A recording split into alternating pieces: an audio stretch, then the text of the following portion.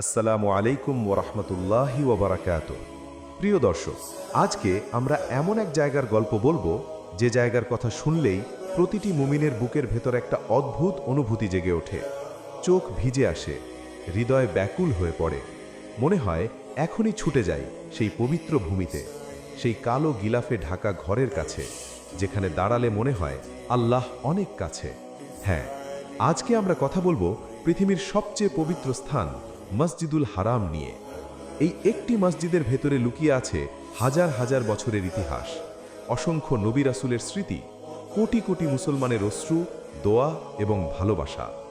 আজকের এই ভিডিওতে আমরা জানব মসজিদুল হারামের সৃষ্টির ইতিহাস, এর ভেতরের প্রতিটি পবিত্র স্থানের গল্প, এর অলৌকিক বৈশিষ্ট্য এবং এই মসজিদের সাথে আমাদের হৃদয়ের যে সম্পর্ক তার গভীরতা। তো বসে পড়ুন, মনোযোগ দিন এবং এই পবিত্র সফরে আমাদের সাথে থাকুন। পৃথিবীতে যখন প্রথম মানুষ এসেছিল, তখন থেকেই আল্লাহর ইবাদতের একটি কেন্দ্র ছিল এই পবিত্র ভূমিতে। ইসলামিক বর্ণনা অনুযায়ী পৃথিবীতে সর্বপ্রথম যে মসজিদ নির্মিত হয়েছিল সেটি ছিল এই মক্কার কাবাঘর। কোরআনে আল্লাহ তাআলা বলেছেন, মানুষের জন্য সর্বপ্রথম যে গৃহ নির্মিত হয়েছিল সেটি হলো মক্কায়। এটি বরকতময় এবং সারা বিশ্বের জন্য হেদায়েতের কেন্দ্র।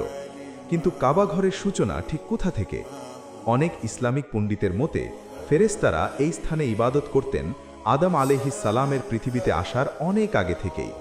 এমনকি বলা হয়, আসমানে যেখানে ফেরেশতারা তাওয়াফ করেন সেই বাইতুল মামুরের ঠিক নিচেই পৃথিবীতে অবস্থিত এই কাবাঘর।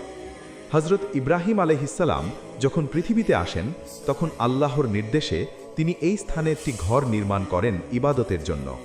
সেই ঘরই পরবর্তীতে নানা ঘটনায় বিলীন হয়ে যায়, কিন্তু এই পবিত্র ভূমির মর্যাদা কোনোদিন কমেনি। এরপর আসে সেই মহান মুহূর্ত যখন হযরত ইব্রাহিম আলাইহিস সালাম আল্লাহর নির্দেশ পান কাবাঘর পুনর্নির্মাণের। সেই সময়ের কথা চিন্তা করুন, একটি নির্জন মরুভূমি, কোনো শহর নেই, কোনো মানুষ নেই, শুধু বালি আর পাথর। সেই নির্জন প্রান্তরে হযরত ইব্রাহিম আলাইহিস সালাম তার প্রিয় পুত্র হযরত ইসমাইল আলাইহিস সালামকে সাথে নিয়ে একটি একটি পাথর তুলে গড়ে তুলতে থাকেন পৃথিবীর সবচেয়ে পবিত্র ঘর। বাবা পাথর গাঁথছেন, ছেলে পাথর এগিয়ে দিচ্ছেন, আর দুজনে মিলে দোয়া করছেন, হে আমাদের রব, আমাদের এই আমল কবুল করো, নিশ্চয়ই তুমি সর্বশ্রোতা, সর্বজ্ঞ। কাবাঘর নির্মাণের সময় একটি অলৌকিক ঘটনা ঘটেছিল। দেওয়াল উঁচু হতে থাকলে হযরত ইব্রাহিম আলাইহিস সালাম একটি পাথরের উপর দাঁড়িয়ে কাজ করতেন। সেই পাথরে আজও তার পায়ের ছাপ রয়ে গেছে। এই পাথরটি আজ মাকামে ইব্রাহিম নামে পরিচিত, যেটি মসজিদুল হারামের একটি অত্যন্ত গুরুত্বপূর্ণ স্থান। কাবাঘর দেখতে একটি বর্গাকার বা ঘনকাকৃতির ঘরের মতো। এর দৈর্ঘ্য প্রায় ১৩ মিটার, প্রস্থ প্রায় ১১ মিটার এবং উচ্চতা প্রায় ১৩ মিটার। পুরো কাবাঘর কালো রঙের কিসওয়া বা গিলাফে ঢাকা থাকে। এই গিলাফে সোনালী রঙে কোরআনের আয়াত লেখা থাকে। প্রতি বছর হজের মৌসুমে এই গিলাফ পরিবর্তন করা হয়। শুধু এই গিলাফ তৈরি করতেই লাগে কোটি কোটি টাকা এবং শত শত দক্ষ কারিগরের মাসের পর মাস পরিশ্রম। কাবাঘরের ভেতরে রয়েছে পৃথিবীর সবচেয়ে বিখ্যাত কূপ জমজম। এই কূপের গল্পটি হৃদয় ছুঁয়ে যাওয়ার মতো। হাজার হাজার বছর আগের কথা। হযরত ইব্রাহিম আলাইহিস সালাম তার স্ত্রী হাজেরা এবং শিশুপুত্র ইসমাইলকে এই নির্জন মরুভূমিতে রেখে আল্লাহর নির্দেশে চলে যাচ্ছিলেন। হাজেরা জিজ্ঞেস করলেন, হে ইব্রাহিম, আপনি কি আমাদের এই নির্জন মরুতে ছেড়ে যাচ্ছেন? ইব্রাহিম জবাব দিলেন না। তখন হাজেরা বললেন, আল্লাহ কি আপনাকে এই আদেশ দিয়েছেন? ইব্রাহিম বললেন, হ্যাঁ। তখন হাজেরা বললেন, তাহলে আল্লাহ আমাদের ধ্বংস করবেন না। কিন্তু শিশু ইসমাইল তৃষ্ণায় কাঁদতে শুরু করলেন।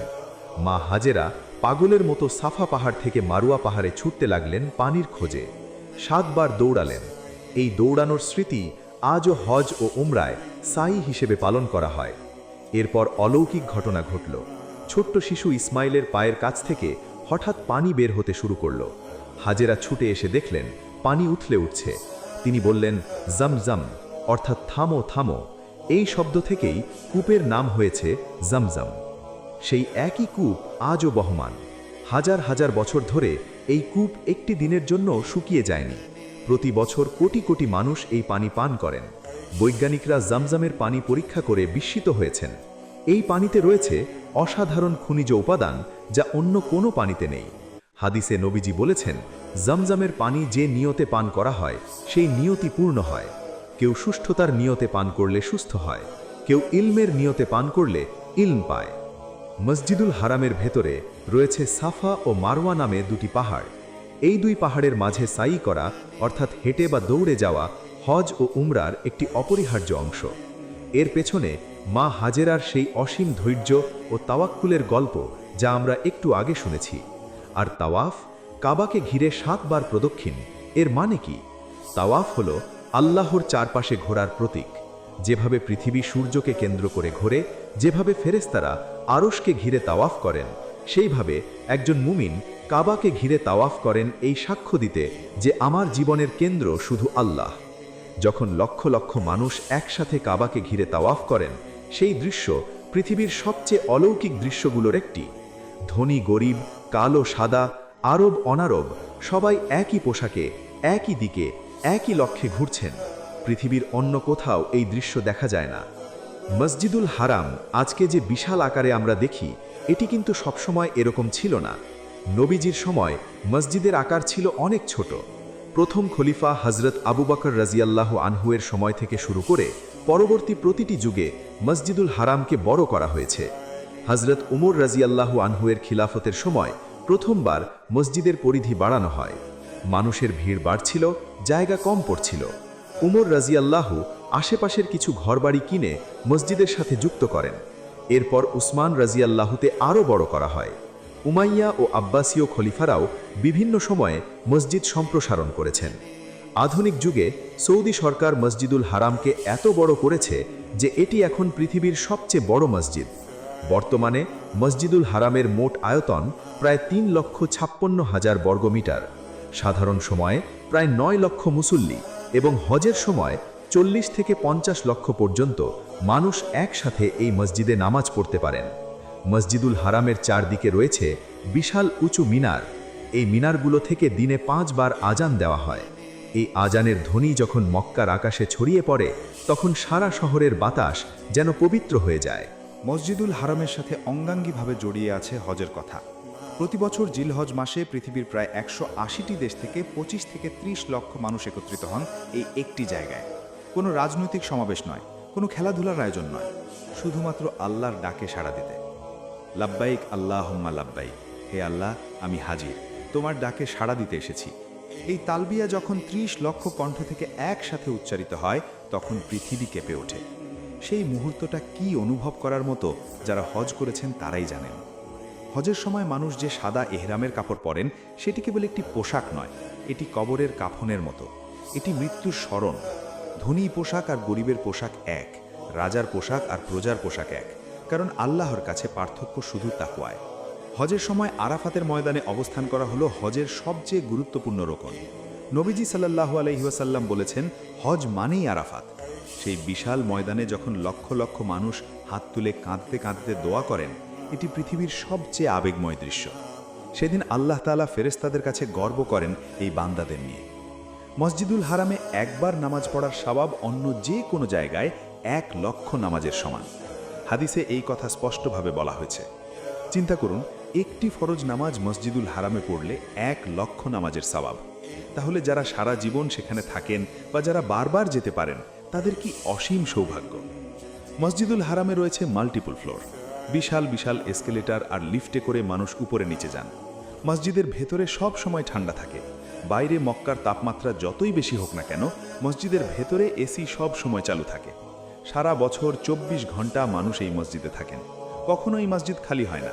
পৃথিবীর সম্ভবত এটাই একমাত্র জায়গা যেখানে 24 ঘন্টা 365 দিন মানুষ ইবাদত করে চলেছেন। অনেকের মনে প্রশ্ন আসে, কাবা ঘরের ভেতরে কি আছে? কাবা ঘরের একটি দরজা আছে যা সাধারণত বন্ধ থাকে। বছরে মাত্র কয়েকবার এই দরজা খোলা হয়, বিশেষত রাষ্ট্রপ্রধান বা বিশেষ অতিথিদের জন্য। কাবা ঘরের ভেতরে রয়েছে মার্বেলের মেঝে, 3টি স্তম্ভ যা ছাদ ধরে রাখে এবং কিছু প্রদীপ ঝোলানো আছে। ভেতরের দেওয়ালে রয়েছে সবুজ কাপড়ের আচ্ছাদন। ভেতরে নামাজ পড়ার সুযোগ পাওয়া অত্যন্ত দুর্লভ এবং সৌভাগ্যের বিষয়। নবীজি সাল্লাল্লাহু আলাইহি ওয়াসাল্লাম কাবা ঘরের ভেতরে নামাজ পড়েছিলেন বলে হাদিসে বর্ণিত আছে। কাবা ঘরের ছাদে যাওয়ারও সিঁড়ি আছে। এই ছাদেও বিশেষ অনুষ্ঠানে লোকজন উঠে থাকেন। কাবার 4টি কোণ রয়েছে, প্রতিটি কোণের আলাদা নাম আছে। হাজরে আসওয়াদ যে কোণে সেটি রুকনে আসওয়াদ, ইরাকি কোণ, শামি কোণ এবং ইয়েমেনি কোণ। তাওয়াফের সময় ইয়েমেনি কোণ স্পর্শ করা সুন্নত। আজকের মক্কা এবং মসজিদুল হারামের আশেপাশের এলাকা দেখলে অবাক হয়ে যেতে হয়। একদিকে 1000 বছরের পুরনো কাবাঘর, অন্যদিকে আকাশ ছোঁয়া আধুনিক হোটেল আর টাওয়ার। মসজিদের পাশেই রয়েছে বিশ্বের অন্যতম বড় ঘড়ি আবরাজ আল বাইত টাওয়ারের ঘড়ি, যা পৃথিবীর সবচেয়ে বড় ঘড়িগুলোর একটি। প্রতি বছর মক্কায় আসেন প্রায় 2 কোটিরও বেশি পর্যটক ও ধর্মপ্রাণ মুসলমান।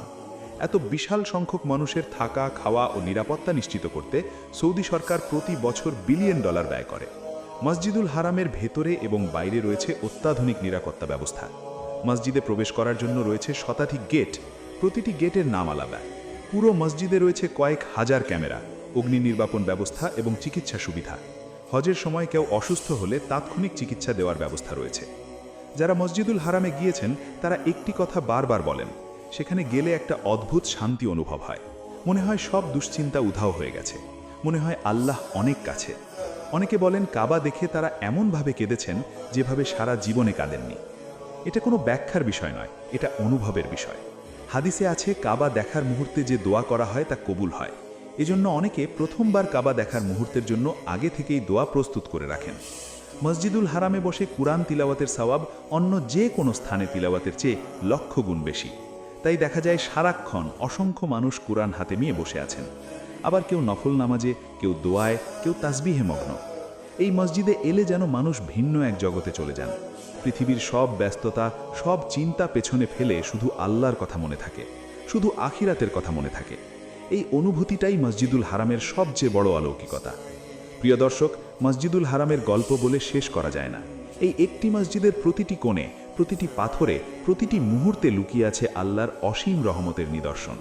কাবাঘর শুধু একটি ভবন নয়, এটি আল্লাহর ঘর, এটি পৃথিবীর কেন্দ্রবিন্দু, এটি প্রতিটি মুসলমানের হৃদয়ের সবচেয়ে গভীরে থাকা স্বপ্ন। আমাদের প্রত্যেকের জীবনে একটাই প্রার্থনা থাকুক, হে আল্লাহ, তোমার ঘর দেখার তৌফিক দাও, তোমার কাবার সামনে দাঁড়িয়ে চোখের পানি ফেলার সুযোগ দাও, লাব্বাইক বলার সৌভাগ্য দাও, আমিন। আজকের ভিডিওটি যদি আপনার ভালো লেগে থাকে তাহলে অবশ্যই লাইক করুন। যারা এখনও সাবস্ক্রাইব করেননি, এখনই সাবস্ক্রাইব করুন এবং বেলটি প্রেস করুন যাতে প্রতিটি নতুন ভিডিওর নোটিফিকেশন পান। এই ভিডিওটি আপনার প্রিয়জনদের সাথে শেয়ার করুন যাতে তারাও মসজিদুল হারামের এই অসাধারণ গল্প জানতে পারেন। আল্লাহ আমাদের সকলকে মসজিদুল হারামে যাওয়ার তৌফিক দান করুন। আল্লাহ হাফেজ।